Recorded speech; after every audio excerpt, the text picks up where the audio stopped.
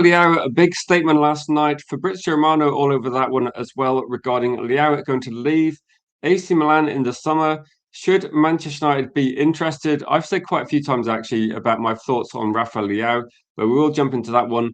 Also, big stories breaking as well. Manchester United have got a short list, so it's only about 5 names on this list of players who would be able to replace Xerxes.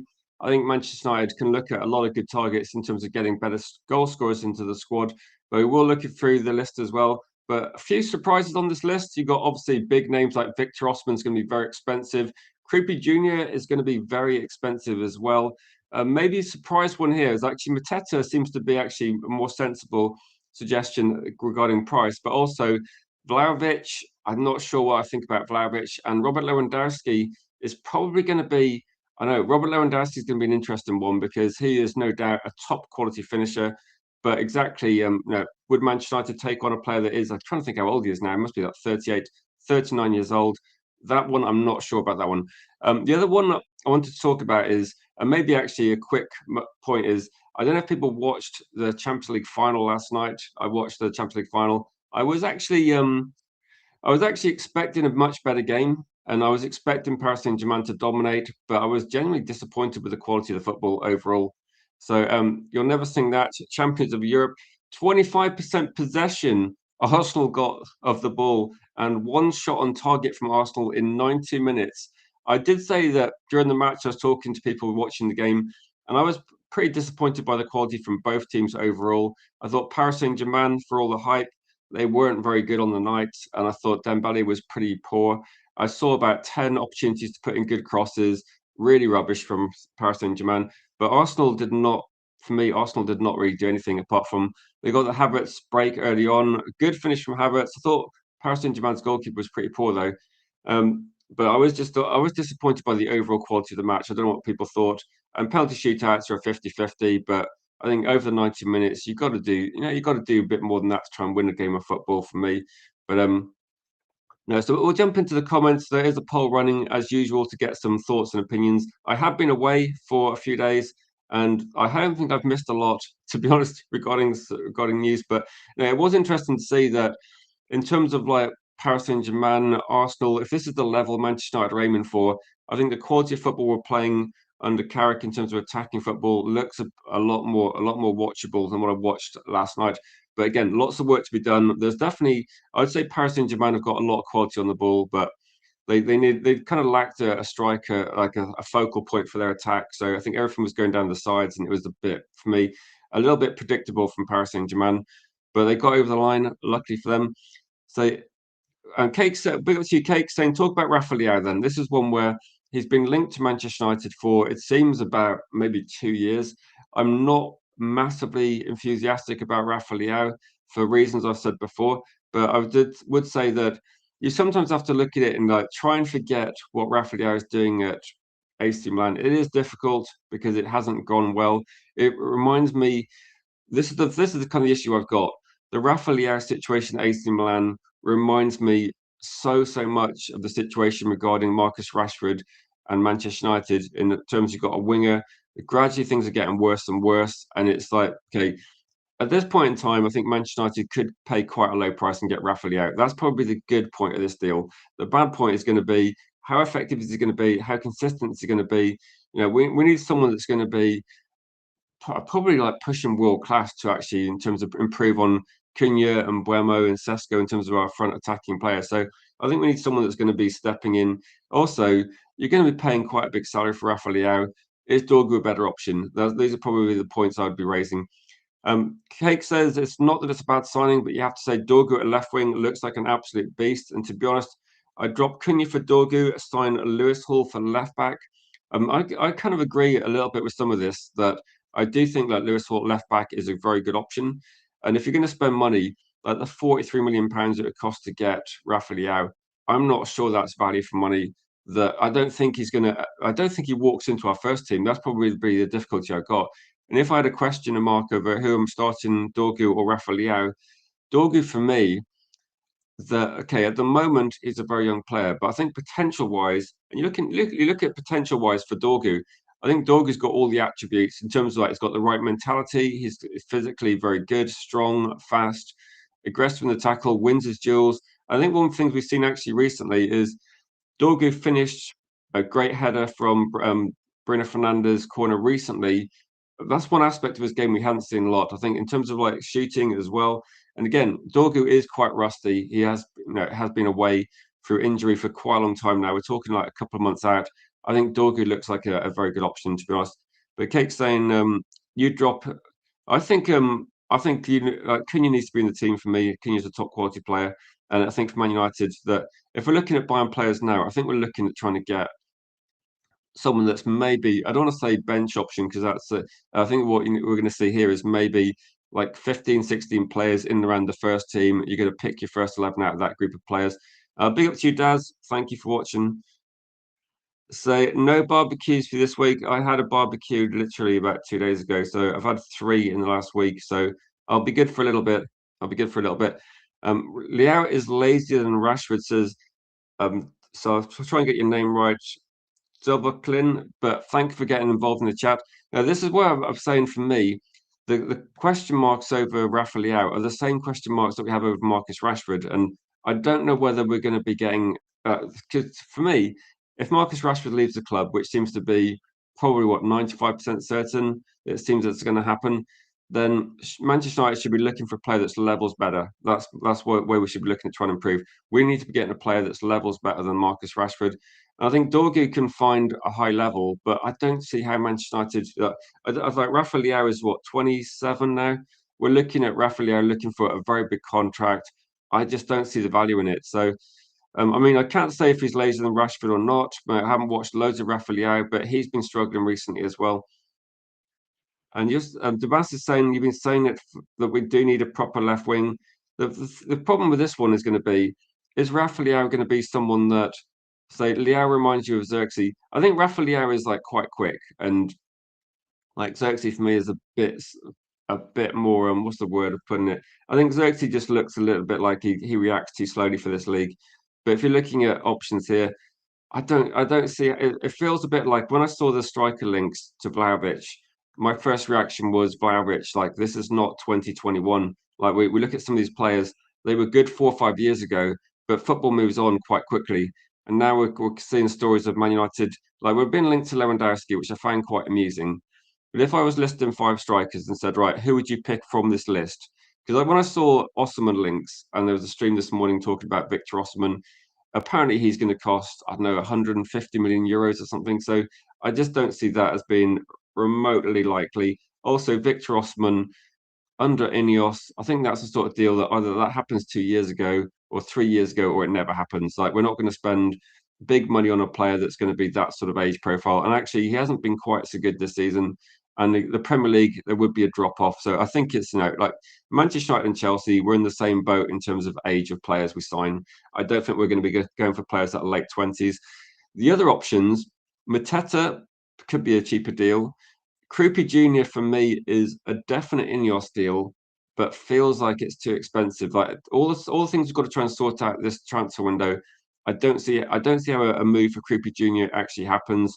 And Vlahovic for me, I think Vlahovic is similar to RAFAEL LEAO. That if it was 2021, 2022, I'd be quite enthusiastic about this deal.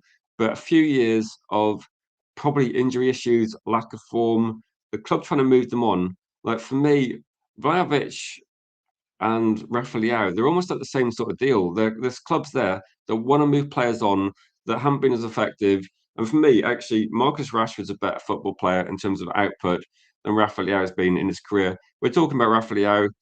So yeah, I do agree with this one. I think the RAFAEL LEAO is being very heavily pushed by his agent. This for me, do you remember? I'm trying to think which player was talked about last season. There's a few players that when they want to leave their clubs, there is definitely a massive push towards like linking them to every single club. So I think RAFAEL LEAO feels like an agent push for me. It doesn't feel like a deal Manchester United would look at, although we will be linked to him because we are in the market for a left winger, and I think that's where the links are coming from. Big up to you, Kazi, in the chat. I did see Arsenal's possession last night. I watched the whole game, and to be honest, like the possession football from Paris Saint-Germain was very, very slow and a bit boring to watch as well. So the difference in our transfer strategy now is that we're looking at what we need instead of who we can get. I agree exactly. I think one of the things you're looking at now is if you see a lot of linked players, and you can kind of look at it from like the opposite end of the spectrum, can't you? I think Manchester United, if there's a midfield player linked, then I'll look at it and go, okay, we're looking at midfield players. I think there's a reasonable option. There's quite a few decent options out there as well, and we are looking at left backs. We are looking at left wingers. I think that's why we're seeing that a lot of stories regarding, RAFAEL LEAO. We are looking for a left winger, but I would say RAFAEL LEAO and I at Everton, or you got Diamonde at Leipzig, and actually people talk about Rodgers as well, whether he'd be a fit from that position. I just think overall, I would not be pushing for Rafa Leao. Like I don't see. I mean, I remember watching him about 3 or 4 years ago and was quite impressed then. But we're talking about years ago, and say Rafa Leao says Andy, and welcome to the chat, Andy, as well. How many days has he got left in him? I'd ask Bruno what he thinks. So I don't think he would say, let's get him if he doesn't think it's going to work. No, if you're looking at players that work, Rafa Leao feels like a deal you do years ago that I don't see. Did Arsenal only have 20% of the ball? Yeah, Arsenal barely touched the ball, to be honest. They got a goal early on. They tried to then defend for like 75, 80 minutes. No, yeah, the way Arsenal played, and I was watching the game last night, I'll say this quickly, that everything has to go perfectly right. And I was watching Paris Saint-Germain get more and more into the game. And to be honest, if you defend like that, you're going to be, eventually something's going to happen. And I thought that the most likely way of scoring was going to be dangerous runs into the box. There's going to be like either deflected shots, or there's going to be, something's going to happen. And that's the 25% Arsenal. Yeah, I mean, Arsenal didn't do anything. The thing is that when Arsenal got the ball, they didn't exactly create any chances either. So I'm not really sure what the game plan was. I think that the Havertz chance early on kind of made Arsenal, gave them something to defend. But no, even Arsenal got a couple of corners, but set pieces were disaster, weren't they? Um, so is this how you look at it? Say anti-football against football and football one. I think that's fair. I think that's fair. To be honest, if you're looking at it as I was in, I'm a neutral, despite being obviously a Manchester United fan. I was trying to watch it as a neutral, and the first kind of like 15, 20 minutes, I did think, okay, actually, Arsenal have done quite well. They got their goal. They kind of like, you know, set up quite nicely in the first 15, 20 minutes. And then after that, you just wonder, like, what's the game plan? And there didn't seem to be a game plan to get a second goal. And there didn't seem to be an effective attack either. So lack of quality all over the pitch. I mean, Gyökeres came on. He got a nice penalty when he in the shootout, but Gyökeres looked absolutely dreadful in that match.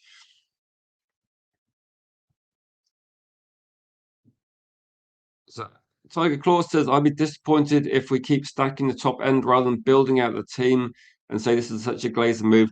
I would say for this one, if you look at it, say he wasn't looking. Yeah, no, I was watching it for as a neutral, but then obviously I say that trying to be diplomatic, Stephanie. It's very difficult to watch a match. I started watching the match initially hoping Arsenal get stuffed, and it's a one-way game, but no, I just thought overall it was just a bit of a disappointing game from a neutral. I wanted to see more attacking football, and there was glimpses of it. The only thing I saw was maybe on 75, 80 minutes when the game opened up a bit.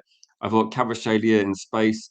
The only problem was like Kvaratskhelia looked absolutely knackered by the time the space opened up, so he didn't stay on the pitch that long after that. I think Arsenal's defensive strategy was good for like the first half, but they should have had a game plan to try and win the game. So it looked a bit like this defensive discipline. Like Hincapié had a decent game.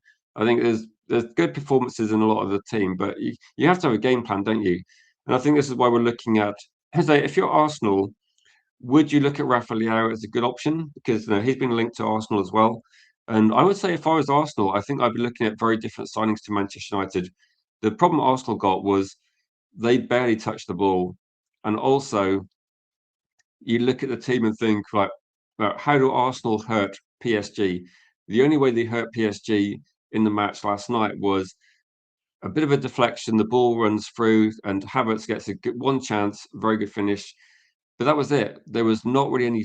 There was no build up, and I think if I was Arsenal, I'd be looking at the Rafael deal in a more excited way than Man United.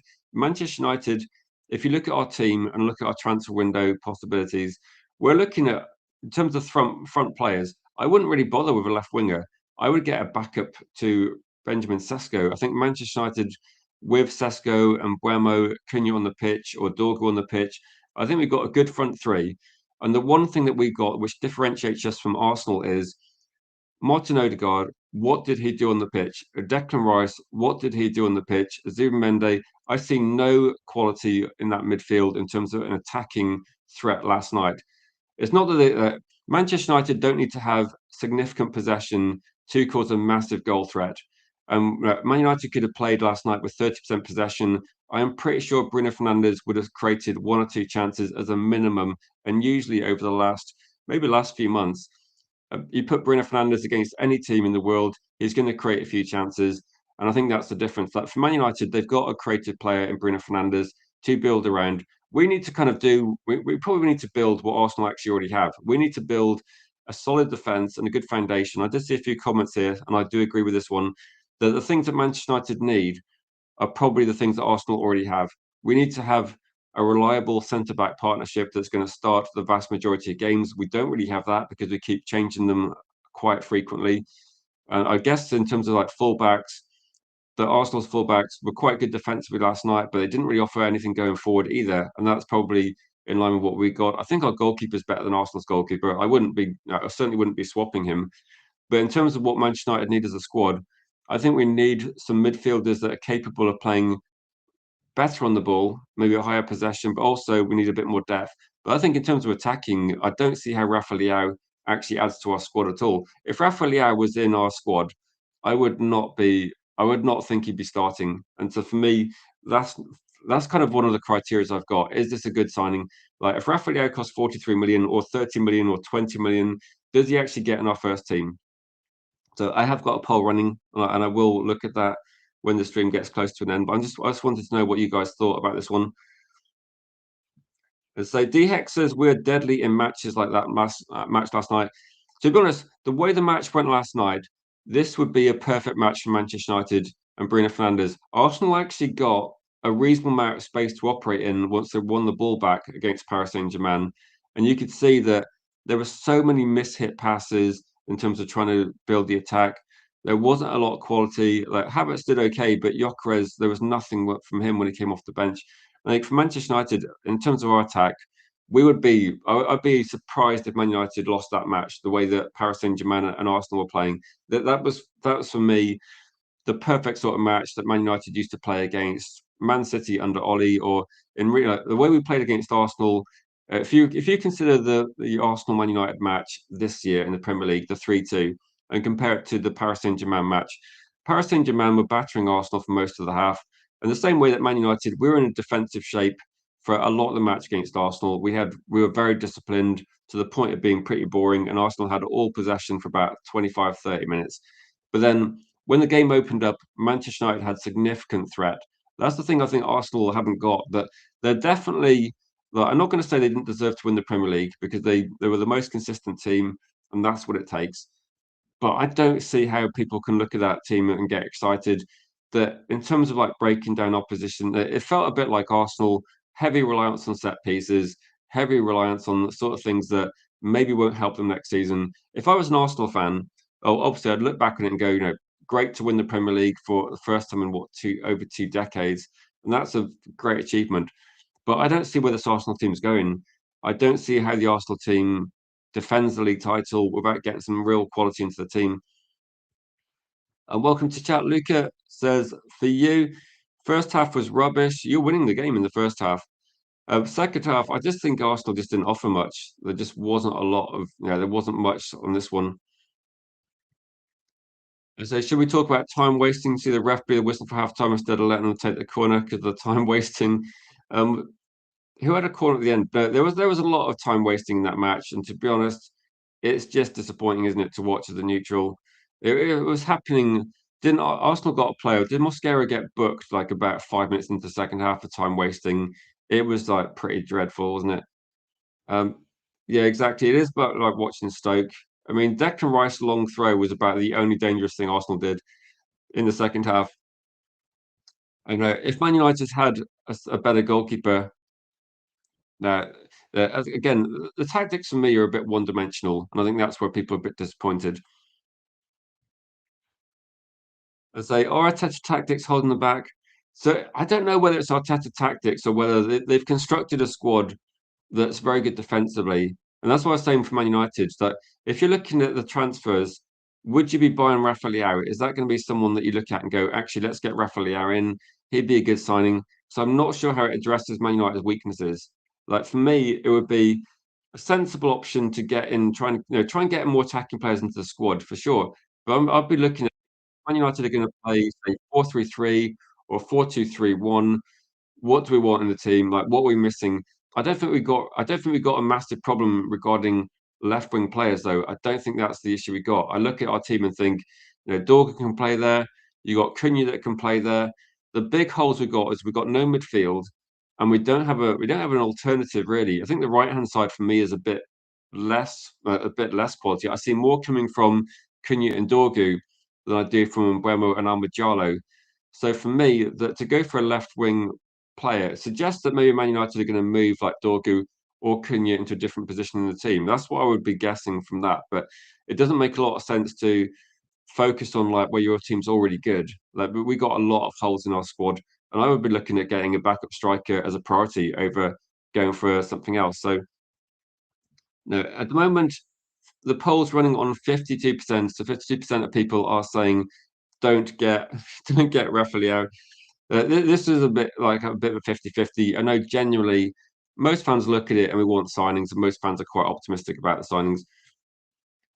DHEX says, I would be concerned for Arsenal with Man City, United, Liverpool will all strengthen, and now Liverpool's got rid of their biggest problem. Yeah, no, Liverpool are being decisive and got rid of a manager which was definitely holding their team back, which is disappointing. I was hoping that I don't see Slot actually turning things around either. So, good move from Liverpool to get rid of him. Something that I thought they might be stuck with him for a bit longer, unfortunately. But no, so I'd be also showing the same sort of concerns. But Liverpool have obviously got rid of Slot. It looks like they're going to be an improved team next season as well. I'd imagine with a few more transfers coming in, and maybe they also the benefit from having a bit more time with some of the new signings. So I think Liverpool will improve 100%. Man United will definitely be improving as well. I think with Arsenal that I don't know if their team gets better. Declan Rice, Gabriel, Saliba, Raya. These players are probably playing about as well as they're going to play in their careers. I don't think Saka's really stepped up. Martinelli, Gyökeres. Are these players actually capable of finding a different level? I don't think they are.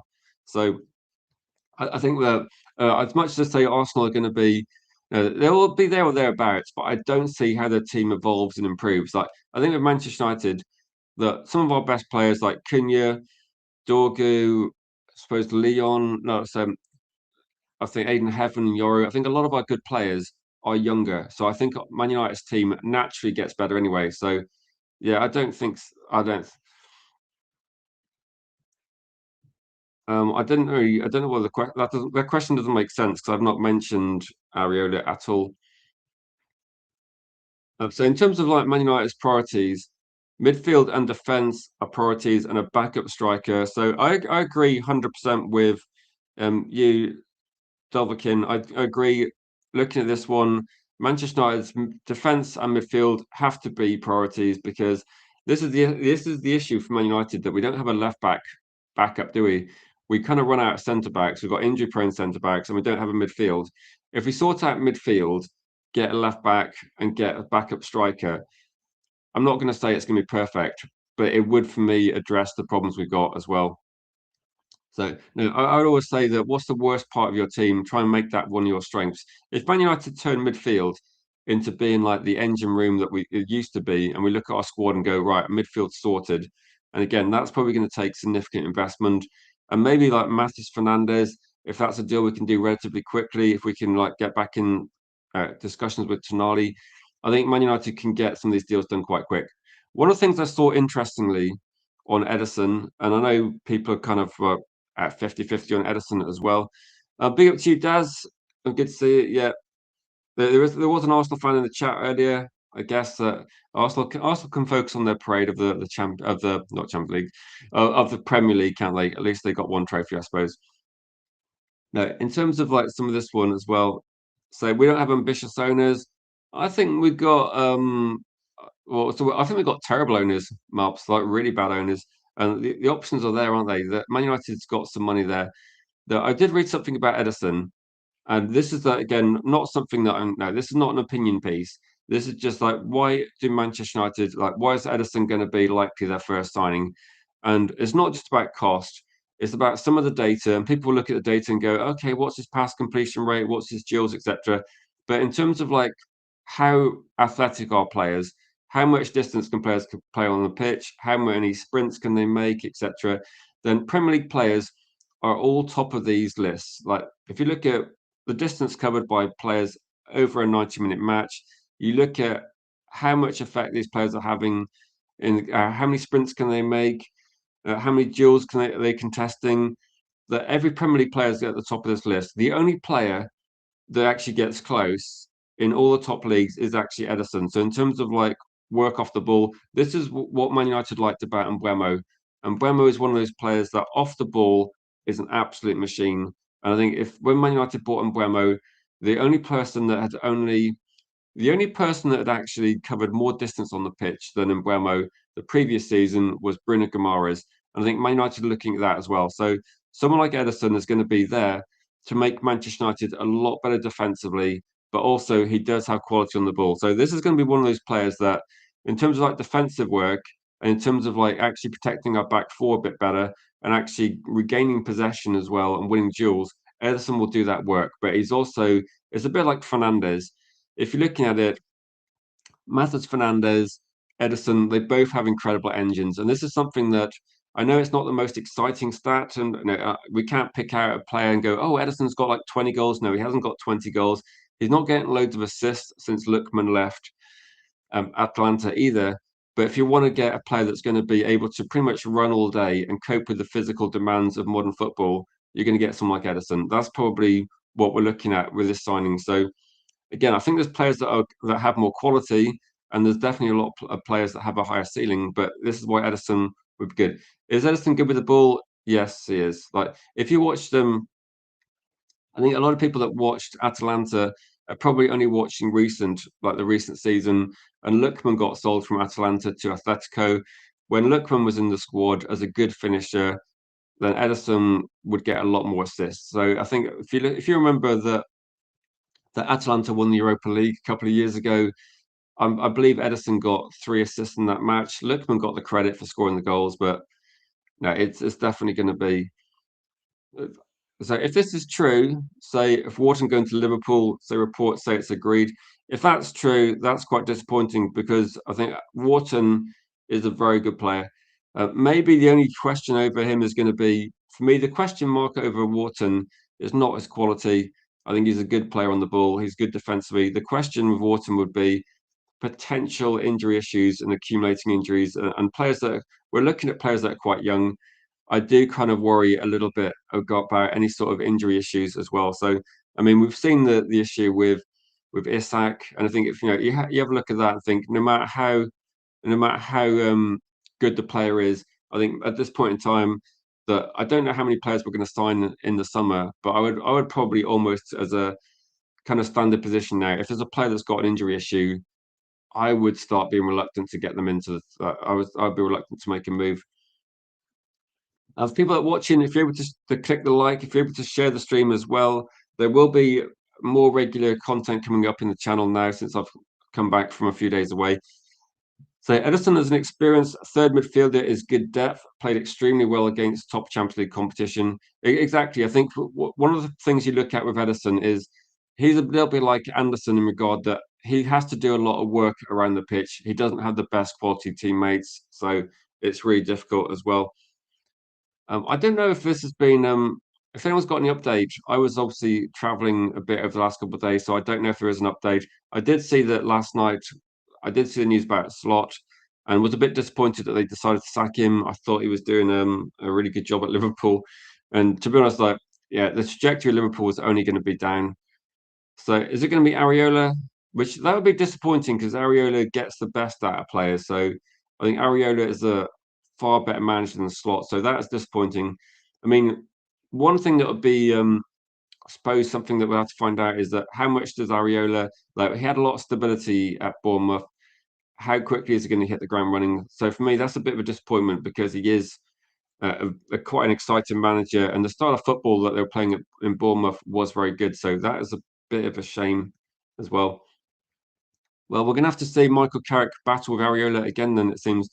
Mark said we should have got Areola over Carrick. I think track record though, if you looked at it since January in the Premier League, Areola and Michael Carrick are the two best managers. So yeah, I mean, if I was Liverpool, I would be all over Areola. The quality of football was really good. Also, I mean, in a weird way, how many players do they get? They got Kirkes already as well. I think he will get the best out of that team. I don't think Slot knew what he was doing, and for me, Areola, the difference in expectation is going to be that at Bournemouth, what he's doing was obviously very good, but it's going to be very difficult. Um, are we reluctantly accepting the signing of Edison because of the low price? To be honest, I gave you the facts about Edison and the reasons why Manchester United rate him. I think the price is largely, for me, the price for the signings is irrelevant. That if Manchester United make a signing and I look at the signings, think actually, that benefits our squad and fits into our team and the strategy, then I would be, I would just look at it and say, I don't see the problem with that one. So Edison's, for me, is not a problem as a signing. If Man United then got cheaper signings alongside Edison, I'd be a bit disappointed. But in terms of one-off signing, Edison works because if you look at all the data out there, one of the things I saw as well, people think Man United are just using a data-driven approach, or people think that Manchester United, a signing is going to be a signing that Vavell wants or a signing that Wilcox wants. And there was a good information piece put out by Sully Talks recently, and Sully said this was kind of pretty much word for word what he was saying, but he said that there will be, in terms of the data group and getting data on players, that happens first. Then the players that are of interest do get discussed by Vavell, Wilcox, Barada, everybody's involved in the decision. They only make a move on a player if every single person in that group agrees on the player. And these players will be relentlessly scouted and there'll be loads of video watched as well. So there is no single approach Man United are taking. They're not just looking at data. They're not just like sending all the odd scout. They are being quite intensive over this one. So you will not see a football player being linked to a move to Manchester United, a serious move, if Manchester United haven't been watching them regularly and having lots of people going through all the data, every single thing, like the things that we don't even consider. There's metrics that we won't even think about that they will be looking at as well. So I think if this one, if you feel reluctant to accept any signing Manchester United are making, they've got a lot of people working on this. So the way that people were not, no, I think in terms of if you're looking at midfield players, there's going to be so many different leagues in Europe, different leagues in South America. There's so many factors to consider.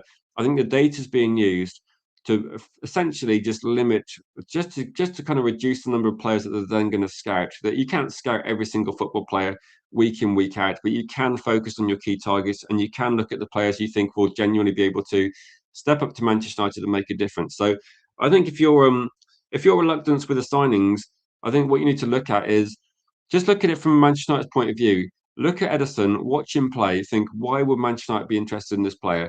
Because a lot of these signings do make a lot of sense. When you look at all the data, look at Lamans, composed, calm, good. Is good in terms of what he does as well. In the pit, there's no red flag from Lamans. He's super calm. He performs week in, week out. He seems to be also a coachable player that is clearly motivated to improve. And the same with Dorgu, energetic, enthusiastic, great attitude.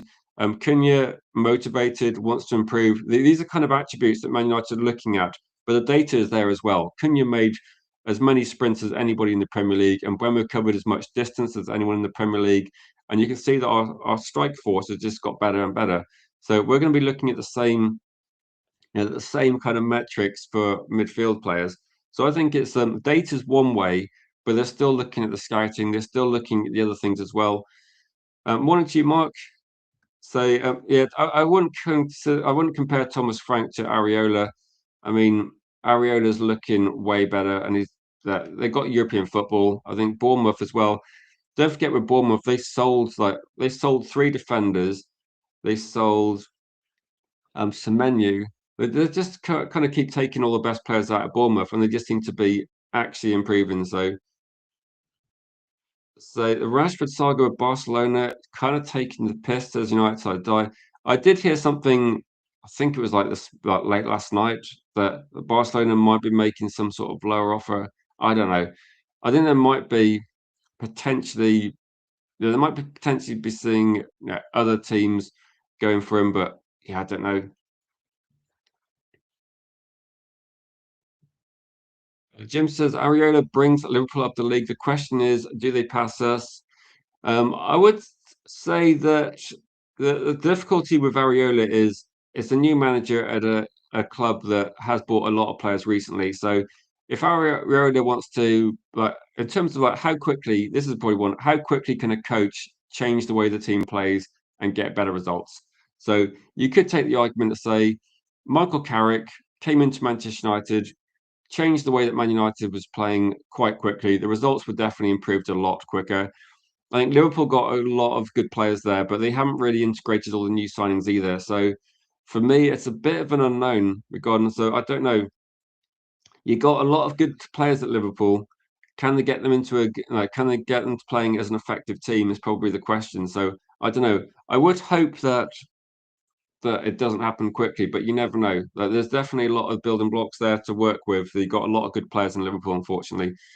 Um, Apparently, Barcelona offered 30 million for Rashford. They're taking the piss, aren't they? I don't know what to say about with this one, but if they're offering this amount, then um, you've watched the games, Liam, and you can see what Carrick's done differently. The defensive structure is a lot more disciplined. Instead of playing three at the back and building up super slowly, look at the speed Man United moves the ball forward. So that if I had to go through all the things Carrick's changed, it's going to take like hours. But the basic formation has gone from being a 3-4-2-1, very ineffective, a very slow build up from the back. Manchester United now in a more of a 4-2-3-1 do attack a lot quicker. They're way better in terms of moving the ball forward. Look how many chances Man United is creating. And also, for me, the biggest difference is going to be how many chances did the striker get under a Ruben Amorim system compared to Michael Carrick system. It's a combination of things. Like, we're playing better, we're playing quicker, but also we do have some better players on the pitch than we did a year ago. So there's all these factors will play a part when they say watch Liverpool buy Bournemouth players. There's a lot of good players at Bournemouth, and they're not particularly expensive. So if I was Liverpool, I think they've already got some good players in the squad. If they're looking at buying Wharton and they've already got Verts, I don't think they really need Alex Scott there. They've already got some good players. You could probably say that if I was Liverpool, if I had the money and I'm looking at trying to get players out of Bournemouth, I'd be looking at KROUPI Jr. for a start. He would be one of the players I'd consider. I would probably say that Senesi's not great in the air. I would probably look at getting a better quality centre back than Senesi. If I'm honest, I do think that you could look at Alex Scott as being certainly part of a three-man midfield that you could be looking to try to beat three midfield players. And I think Alex Scott is a good option. Now they got some good players in that team. I mean, I think Liverpool have already they bought Kirkers last season. I think Liverpool will have their targets. I don't think they're going to buy a lot of Bournemouth players. I think they might be looking at the idea for me is that Liverpool have already got a team that's capable of winning the Premier League. Like they pretty much shown that not this that the year ago. So that their team should be capable of competing with a better manager. The question is going to be how quickly does it all click with hopefully not too quickly, but how quickly does it click with someone like Ariola if they get him in? Hopefully not too much. Oh, yeah, big up to you, Matty. Yeah, Senesi Spurs bound as well. So it looks like they're going to be talking about that as well. I say agree to the 30 million if we get an 80% sell-on clause. So 13 million basically costs us 13 million. So that's like half the price, isn't it? Then I don't know. Are Barcelona going to sell him on? Like, I think Barcelona would keep him there for a few years. I don't know. I'd be actually considering like Rashford's got a big salary. I'd be considering with this one that I would say agree. Maybe with Barcelona, you should go right. Loan him there for another season, get a loan fee with a hard obligation to buy for like 20 million. Like, Man United shouldn't be selling Rashford for 13 million pounds. That's taking the piss, isn't it? Like, if Gordon's 80 million euros, then Rashford should be at least like a double, at least like the amount of money we are going to get for Rashford initially, 26 million, was pretty cheap already. So I don't see how we can go much lower than that. It doesn't make a lot of sense. To go back to the strikers for a second, how do people feel about the shortlist that Man United are looking at replacing Xerxes with? So this is to replace Xerxes. So you'd imagine £35 million coming in. The options you've got are Mateta, you've got Victor Osimhen, although that's going to be quite expensive. You've got KROUPI Jr., which should also be expensive, but I like the KROUPI Jr. deal a lot more than Victor Osimhen deal because that's got, for me, I think KROUPI Jr. could be. Now, he could even develop to be a serious threat to Benjamin Sesko's starting position. I think Victor Osman, you're going to spend a huge amount on his salary, a big transfer fee, and I don't know. He's never played in the Premier League. Are we going to get a player that we have to hope that he can hit the levels that he did? I don't know. Or you got Vlahovic, who I'm not sure about Vlahovic. For me, that would have to be quite short term, and I wouldn't want to commit too much to a player that's been a bit injury prone. And the other one's going to be Lewandowski. So when I first heard about Lewandowski, I think he's been offered by like Lewandowski's agents will be looking for him. But no, would that be something that people even consider? That would be a bit of a tricky one, wouldn't it? Big up to you, Gregory. Good seeing the chat. I'd say Barca can't talk. They were paying Lewandowski 400k, Rashford on 265. Yeah, they can afford it. There's gonna and also, I think getting Gordon for me doesn't change anything. I think Barcelona need to replace a few players. So it could be that with Barcelona that they get Gordon and they have Marcus Rashford. So I think they need both these players to be honest. If Marcus Rashford and Anthony Gordon are both Barcelona players, I'd be expecting Marcus Rashford to actually put up better numbers than Gordon anyway. So I don't think Gordon's going to be the fact Gordon's going to Barcelona. I think is good for Real Madrid. If anything, I don't think Barcelona fans are going to be thinking, "Great, we got Gordon." I think he's not a terrible player, but I just don't see how he's going to be. Yeah, this is for me. Yeah, I think he's like a.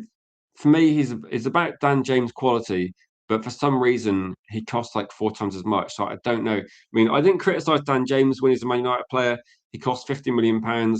He was a cheap steal. And he was supposed to be like backup anyway. So he was supposed to be like backup and a squad option. But yeah, I don't understand why the hype for Gordon. That's one thing I find a bit strange as well. Okay, so we need players who can play consistently well, and unfortunately, they cost a lot of money. Now, if we can get some consistent quality into the team, that's kind of what we need, isn't it, Cake? So I do agree with you. It's about getting consistent performers. I think that's what you get with Bruno Fernandes. You get a consistency, you get a good level as well. Isn't Rashford out of contract next year? Oh, I'm not 100% sure on that. I get the feeling there was rumors of like another loan deal. So unless that's a loan with a hard obligation because the contract's out, I think for Man United, we're not going to care about how much Rashford gets paid. We just want to make sure that we get some money out of that deal rather than him leaving for nothing. So I mean, the frustrating thing is going to be that the way football financial situations work is selling academy players for money is usually pretty beneficial because you can realize that profit straight away. But it's getting to the stage where United, if we can get the 26 we agreed, even though that's not a lot of money, most fans will probably be okay. At least we're getting something, but it's not ideal. Yeah, so £70 million for Gordon. Can you imagine if Man United paid £70 million for Gordon? I would be so disappointed because you can see exactly what he does in the Premier League week in week out, and Man United will face more low blocks than a team like Newcastle do. And I just don't see how it works. And the only thing I could think of is Bruno Fernandes would be better at picking them out than players that Newcastle have got. So Bruno Fernandes, I think, can make players look better because he will create them a decent amount of chances as well.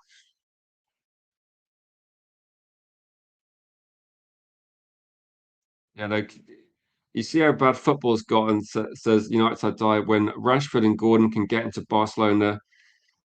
Yeah, no, I don't know what's happening. I don't know how. The thing that's surprising me is if Gordon and Marcus Rashford are the quality that Barcelona require, and they're still winning La Liga, then what is going on at Real Madrid with the players they've got? How are Real Madrid not able to win that league with the quality of players they've got in the squad? That is, for me, the biggest surprise.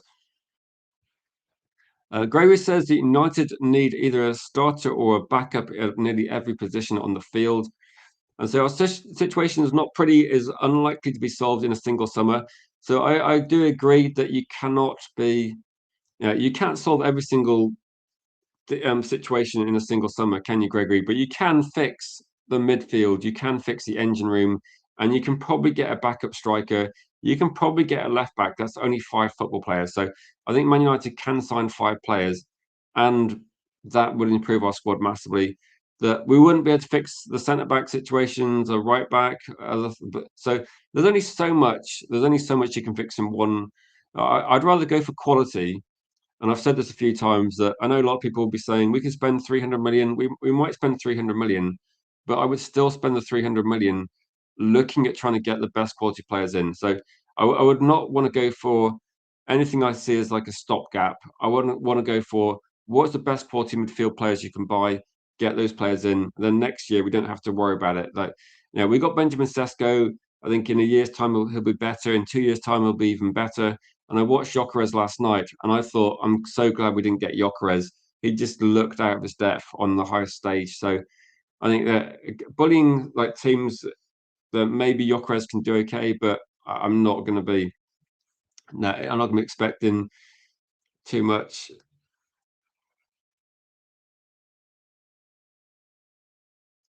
What does it say about the state of football? I think with this one, it shows that with football, there's a lot of financial rules which mean that Marcus Rashford's salary and the amount of money he's on as a contract does affect how much money we can get for these players. So when we're looking at selling players, and we're going to look at selling Xerxes, for instance, Man United can sell Xerxes a lot more efficiently than we can sell a player like Marcus Rashford because the salary is going to be a lot lower. So and then Gordon isn't on the biggest contract. The difference is going to be when Barcelona look at signing Gordon, they're going to give Gordon, because Gordon's younger, they'll give Gordon a bigger, like a longer contract, and that means they can spread the cost of how much he's going to cost to buy over that amount of years. And then when you factor that in plus his salary, that's why it's a bit cheaper.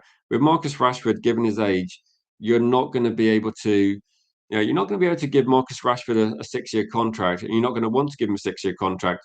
And unfortunately, that pushes up the price. So with this one, if Marcus Rashford went for 13 million and Gordon went for 70 million, as crazy as it sounds, that deal would cost about the same per year over the length of their contracts because Marcus Rashford will be on a much shorter contract and his salary will be higher. So this is the situation at the club, isn't it? If you try and sell players that get close to 30, clubs will not want to give too much money because those contracts will be quite big and it won't be that cost effective for them.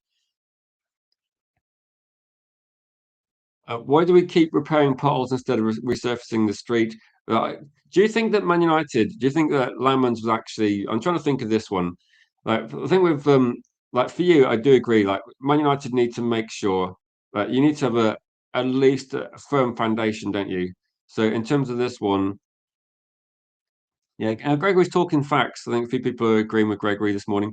No, Man United have done so many kind of like short-term emergency fixes, and this is like kind of like I'm trying to think of an example, like a Bastian Schweinsteiger, or you go for you can list them if you want to. There's a few deals we've done where we get a player that is effectively let's just try and let's bring back Cristiano Ronaldo, let's bring in like Varane, let's bring in like Casemiro. These are all going to be short-term deals, aren't they? 5 years down the line and Cavani is another one. It's okay doing like one or two, but you need to actually address the issue. And maybe Lamans was the first time we signed a player where, okay, Lamans can be in the first team for a decade. I think Dorgu, Aiden Heaven, and Yoro were the right sort of signings because those players can be in your team for a long amount of time. I think if you're looking at trying to, like you said, resurface the street, if you're looking at trying to build for the future and sustainable, then Lewis Hall would be a great option.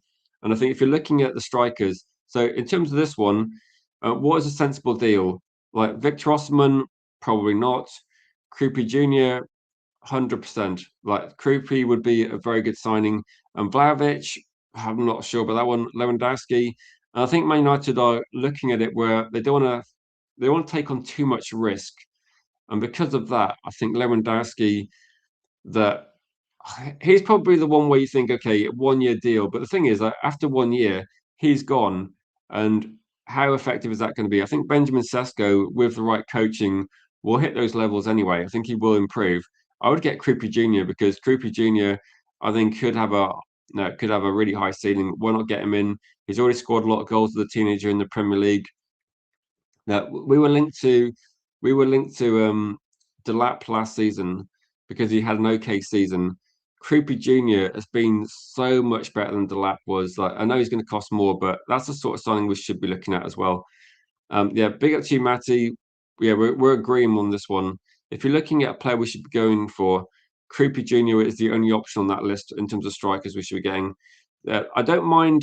I would say with this one, I don't mind a short-term loan as well. Like, but again, that's kind of that for me should be a backup. Like Man United should try and get those players in first, and then the backup option should be right. It hasn't worked out. Can we get a short-term loan? So I've got a poll running in the chat. Again, I said please vote on this if you think if you've got some strong views either way. I'm always interested to hear what you guys have to say on these matters, but this is one where it's an interesting one, interesting poll. So would you sign RAFAEL LEAO for £43 million? So a bit surprised because I would say no, but uh, 59% of people say they would sign RAFAEL LEAO, 41% of people say they would not. So I've read out quite a few comments about this one as well. Niall says, I would take Leao, good player, takes on players, proper old school winger. So, yeah, so it's about 60-40 in favour. I'm just questioning for me, I'd question RAFAEL LEAO of like recent form, injury issues, consistency. Then I think it might be. I'm not sure, Niall. That to be honest, there's a lot of red flags regarding RAFAEL LEAO, and I'm not 100% sure he's going to be. I think for me, there's more concerns about RAFAEL LEAO than that one. I know you're quite positive and you listed your reasons, but Matty says Leao is another Rashford. Um, United Die says no to Leao. They shifted him centrally for some reason. He's just gone backwards. No, it's difficult to say, isn't it? Because a lot of people have different views on RAFAEL LEAO. But so Milan have been terrible. And are you saying like Daz? You're saying that you think he's also part of the problem. So no, I think RAFAEL LEAO. Let me just double check something regarding RAFAEL LEAO because I remember watching him. I was quite a fan of him a few years ago, and the more I've read about him recently, that this kind of news, like about him wanting to leave, is hardly breaking news. Like it's hardly unknown news. But RAFAEL LEAO, 26 years old, he would probably represent a player that you'd expect is in his prime at the moment. The thing is, in terms of like, if we're looking at players that are going to have a significant goal threat, then Portugal actually played 43 times for Portugal, only 5 goals at international level. You look at what he's been doing the last couple of seasons. I think for you could probably question like say if you look at AC Milan, he's played there now for about what 7 seasons, and this season 29 games, 9 goals. You look at all competitions, 31 games, 10 goals. The season before 50 games, 12 goals. You just think of like a player that's scoring like 1 in 4 games compared with like we had Marcus Rashford that was scoring about 1 in 3 in the Premier League, which is more difficult. There's definitely no question marks over whether he just peaked a few years ago. You could probably go, if you go back to 22, 23, and I was saying that like 21, 22, 22, 23, when he was like 21, 22, 23, he was, for me, he was a more effective player and he looked like he was just going to kick on. So when he scored, his best season so far is 48 games, 16 goals, and that included 15 goals in Serie A. I think Serie A has got a bit weaker over the last few years.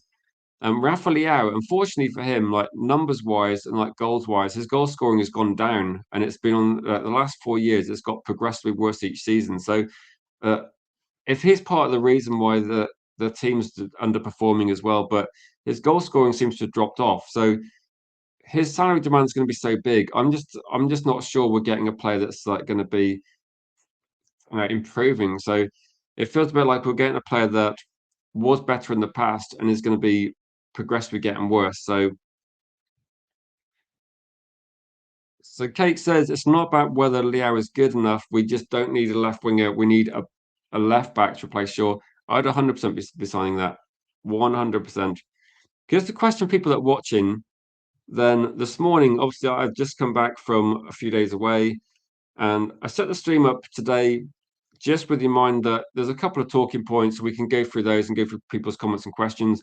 I didn't usually I spend like 25 minutes, half an hour finding articles and copying them, pasting them, uploading, etc., and having like different things I can put on the screen. Do people care about that? Because it does take up a lot of time, and we can cover the same information. Everybody sees the articles, everybody like does the research, so we can just fast track things and just have a simple screen. I can just go through your comments and we can discuss the news. Any preference, or do people not care at all? Just to let me know what you're thinking as well. So Cake says Lewis Hall has handed in a transfer request, hasn't he? I don't know if he has. I mean, I haven't been. Obviously, I was away, so I didn't focus on lots of Man United stuff when I was visiting people. But I thought he would. I thought the news regarding Lewis Hall is he implied that he was happy to leave the club. So I don't think we saw a lot of. I don't think we're seeing him handing a transfer request. But I can look at that and see if he has done that. We can look at that, but I don't know if that's definitely the case. Then it would be a bit surprising, but we'd have to see. So no, I mean Man United. If we're going to go for Tonali and Lewis Hall, then it's going to cost a huge amount of money, isn't it? I think Dorgu, to be honest, like if you look at Dorgu as a comparison to Rafael Leao, 'cause I think that's probably fair. I think then Dorgu's age, I'm just going to go through a quick comparison of Dorgu. Dorgu's 21, Rafael Leao's 26. And we're talking about a player that he's already had, he's been at Man United for 18 months, had three different coaches. And at the moment, like with Dorgu, it's very much a kind of like, okay, what level can he find? He's been involved in a lot of games this season, but he's the player that's on the up. Like Rafael, you'd probably imagine that Rafael Leao should be able to have more attacking output than Dorgu next season. But if you're looking at whether in a couple of years' time, it's difficult to predict, isn't it? If Dorgu's actually getting better, then yeah, that for me is going to be it's going to be. I think Dorgu's a good option, and cover wise, I just think we need to get a better quality player than Rafa Leao.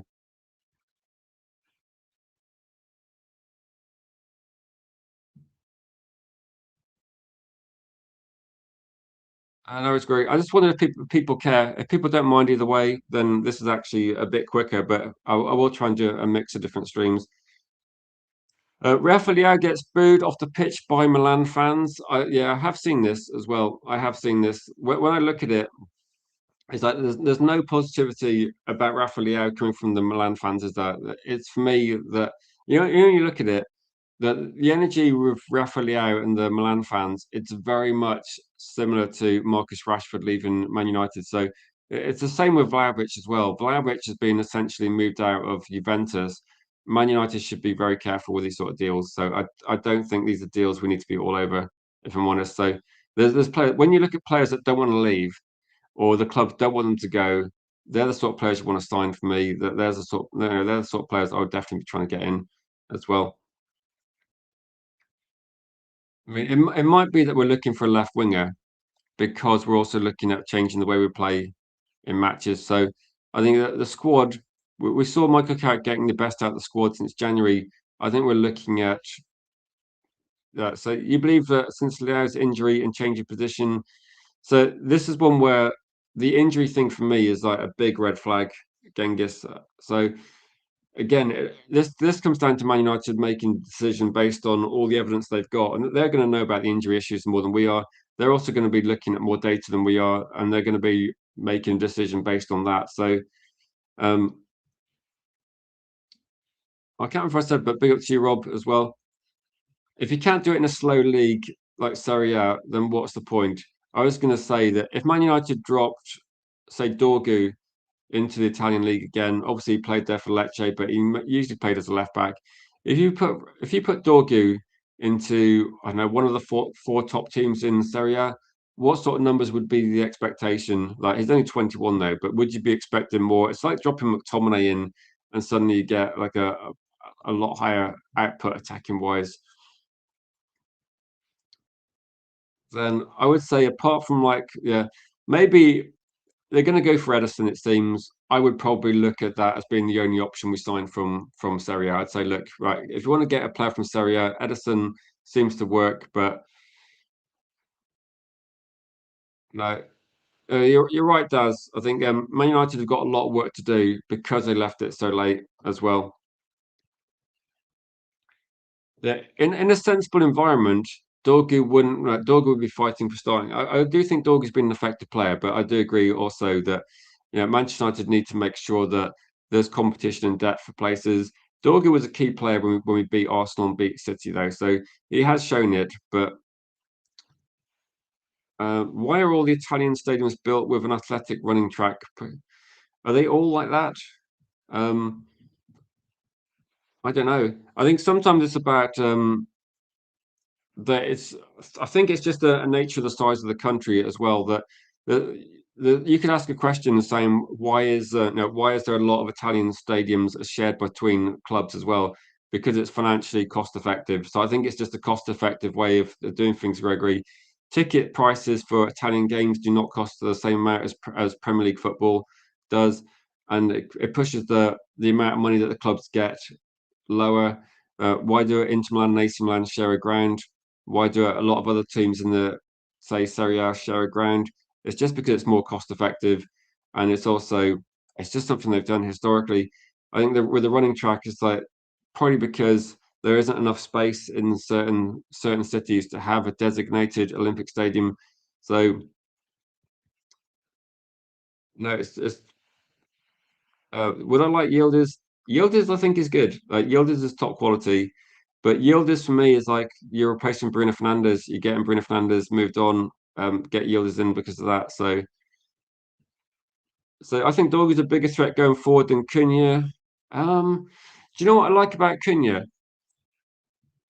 So I just want to say a massive shout out to Matty. Thanks so much to Super Chat Matty, absolute legend in the channel. I was going to say something about Dorgu and Cunha. I think Cunha, for me, I was watching the Champions League final last night, and I'll finish kind of on this sort of point. And did Arsenal have a player that could hold the ball up at all? And for me, Matheus Cunha is such a good player to play far up the pitch because he can hold the ball, he can bring other players into the game. I think you almost need to have both these players in the squad. So Dorgu for me is maybe I think Cunha to say he's more threatening. I think it's difficult because I think Cunha isn't really a winger, but Cunha is someone that for me, I'd play Cunha as a striker instead of if Benjamin Sesko is not available. I don't see a problem with having Dorgu on the left, Cunha in the middle. I think Cunha would actually link up a bit better with Bruno Fernandes than maybe Mbeumo and maybe take more of his chances. But it's not the worst problem. I think Cunha can hold the ball up better than most people on the pitch. And Arsenal have not got a player that can do what Cunha does at all. If Arsenal had Cunha in their team last night, I think they can build attacks more. They can build attacks more effectively. He can bring people into the game. Dorgu, I don't think can do that. So they are different players. But I think Cunha offers something that you just don't see much in modern football. A player that can put his foot on the ball, keep the ball, hold up play, take the pressure off the rest of the team, and bring other people into the game. Dorgu cannot do that at the moment. Cunha can do it, and he can do it extremely well. He's like a Mark Hughes for me. He can do that. Cunha can put his foot on the ball. He can keep the ball there. He can.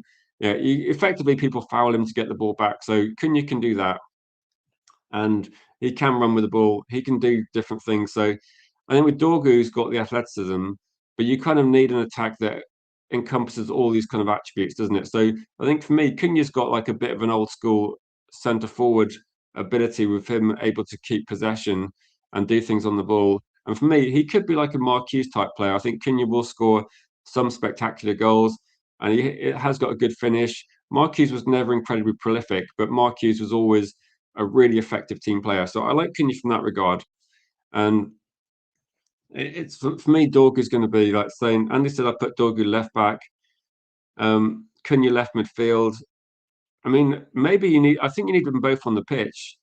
Like if you're looking at someone like Dorgu in left back, we haven't really seen that. So it'd be interesting to see how that does. Because you could say that for me, if Cunha likes to go inside, then you could have Dorgu on an overlap holding more width. So for me, there's a lot of potential.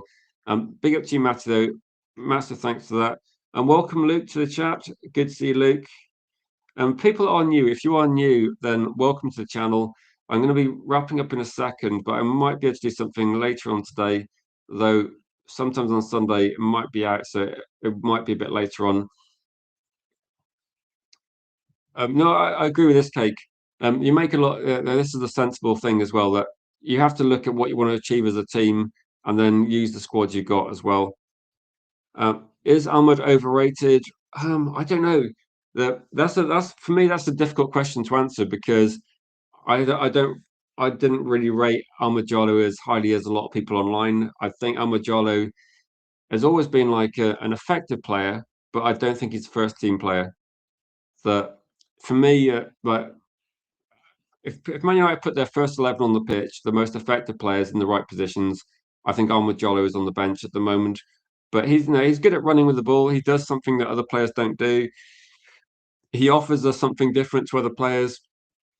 But I don't think he's going to be like for me. He's not a starter because he's too weak defensively. Like we saw, say Bukayo Saka last night. Saka put in a good defensive performance, but offered nothing going forward. And I think Ahmed Jallow, if he doesn't offer a lot going forward in a match, he's not strong enough defensively. So I don't think he's that effective. I know people do love him, and I'm not going to say that he's been terrible. He does offer something, but for me, it's always going to be a question of whether you get enough end product from Ahmed Jallow. I don't think you get enough end product, and for me, that's why if you're going to play 4-3-3 or you're going to play 4-2-3-1, I think each player in that attack has to contribute goals. I think Ahmed Jallow, his best ever season is 8 goals, and for me, that's like one of Marcus Rashford's worst seasons. So, unfortunately, we need to get Ahmed Jallow might. I'm not going to say he can't kick on, but I think he's got to. No, I think he's got to improve a lot. Otherwise, I don't see how it works. Yeah, no, Dorgu's a wing back. I mean, playing as a wing back is quite different to being a left back or left winger. But for me, Dorgu is. I think Dorgu seems more effective higher up the pitch, so that's why it's kind of tricky, isn't it?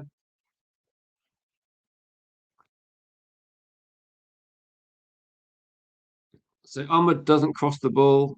No, for me, Ahmed Jallow, he can't really defend. He's not really much of a crosser, so I don't know. With Ahmed Jallow, he can't really shoot from distance, so you kind of have it's a difficult one. You have to kind of see what's his strength, and I don't know. It is difficult. It is difficult. But before we go today, thanks people for voting in the chat earlier. I did I did put a poll in, and I said, would you sign RAFAEL LEAO? Forgot it wasn't RAFAEL LEAO for £43 million. And I was actually genuinely surprised that the vote was 60-40 in favour of RAFAEL LEAO. I would probably I'd probably say no if I was going to be making a decision. I think RAFAEL LEAO for me represents this will sound harsh, but I think RAFAEL LEAO represents it. He's a decent football player and he has had good seasons at AC Milan. I just don't see him being consistently at the level Man United need. So I think at the moment in time, we've got Cunha, Mbeumo, Sesko, Ahmed Jallow, and the attacking players we've got. I don't think RAFAEL LEAO is actually an improvement on those players. So the players we're looking at signing, I would go for, they have to be, if they're going to bench Cunha or Sasko, or if they're going to bench one of our attacking players, they've got to be better than them. So I think for me, RAFAEL LEAO is potentially worse than players we've already got. So that's why I'd say no. But I can understand when people like him. Yeah, maybe Lacey gets an opportunity next season. I think there is a chance that he might get opportunities next season. But guys, thank you for watching. If you are new to the channel, as always, please don't forget to subscribe and please share the streams if you can. Big up to you, Luke. If you've got any questions before I go, Luke, so I'm about to wrap up. But if you've got any sort of questions on things we've been talking about, I usually do streams with slightly different software. I don't know if people have any preference at all, or whether people just want a forum to chat about United. Just let me know in the comments what you're thinking as well, because I think that the show is always about you guys, and the show is about myself just being a facilitator for conversation. And if you're looking at a channel where hopefully viewers feel like their views are considered, then that's what we're trying to build on this channel. Andy says, I agree. It feels like moving backwards. Yeah, exactly. Do you know what you think? My reaction is always going to be when I see a transfer story, your first reaction, I think, is usually the most valid. And when I saw RAFAEL LEAO linked to Manchester United this morning and last night, my first reaction was, not again. I thought we'd moved past RAFAEL LEAO. And it's the same with like Vlahovic. Then, no, if it was years ago, yes, but no, it's not years ago. It's 2026, and RAFAEL LEAO in 2026 is not what Man United need, in my view. But if people think he's going to be, you know, that he's not, does he fix anything? Is the question either? No, I don't think if RAFAEL LEAO was dropped into our squad, I wouldn't be putting him in our first team. So that's kind of how I look at it. But I'm happy to consider other people's views as well. If Man United feel that they need a player like RAFAEL LEAO in the squad, and they want to have a player that's going to be more more on the touchline, they want a more natural width, then I still think there's a better quality players out there as well. So no, it's a tricky one, isn't it? No one's going to agree, but no. Thanks everybody for watching. Appreciate all the comments, and hopefully, guys, I'll be able to stream later on today. It depends if I go out. If I go out, then there'll be nothing until about 3 p.m. at the earliest. But we'll have to see what's happening with God on that one. Also, big up to Vril in the chat as well. Anything more on Charles? I don't know. I don't see much on a lot of these fringe players. So Charles, Hackney, I don't see much on those as well. All I see is like Edison, Matheus Fernandes, Tonali. If you like those players, it could be a good transfer window for you. If you don't like those players, then get ready for lots of news about them probably coming out over the next few days as well. So, no, but cheers, guys. Thanks for watching, and we'll catch you all in the next one.